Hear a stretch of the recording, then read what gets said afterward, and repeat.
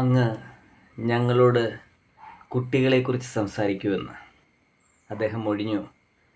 നിങ്ങളിലൂടെയാണ് കുട്ടികൾ വരുന്നതെങ്കിലും അവർ നിങ്ങളുടേതല്ല. നിങ്ങളുടേതാണെന്ന് നിങ്ങൾ വിചാരിക്കുക മാത്രമാണ് ചെയ്യുന്നത്. നിങ്ങളിലൂടെ അവർ കടന്നു പോവുക മാത്രമാണ് ചെയ്യുന്നത്. അതുകൊണ്ട് തന്നെ നിങ്ങളുടെ ചിന്തകൾ ഒരു കാരണവശാലും അവർക്ക് കൊടുക്കരുത്. മറ്റൊരു ചിന്ത അവരെ തൊടാൻ അനുവദിക്കുകയും ചെയ്യരുത്. ജന്മനാൽ തന്നെ അവർക്ക് ലക്ഷ്യബോധമുണ്ട്. എങ്ങോട്ട് പോകണമെന്നറിയാം.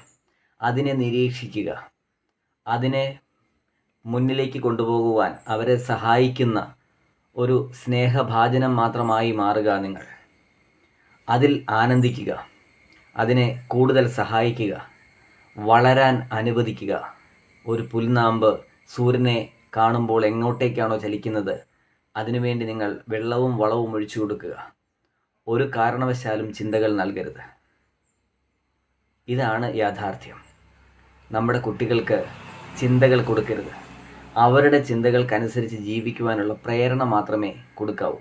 അതിനുള്ള സഹായങ്ങളും നമ്മാൽ ആവുന്ന വിധം. ഇത്രയും ബ്യൂട്ടിഫുള്ളായുള്ള വാക്കുകൾ മറ്റാരിൽ നിന്ന് വരാൻ സാധ്യതയില്ല.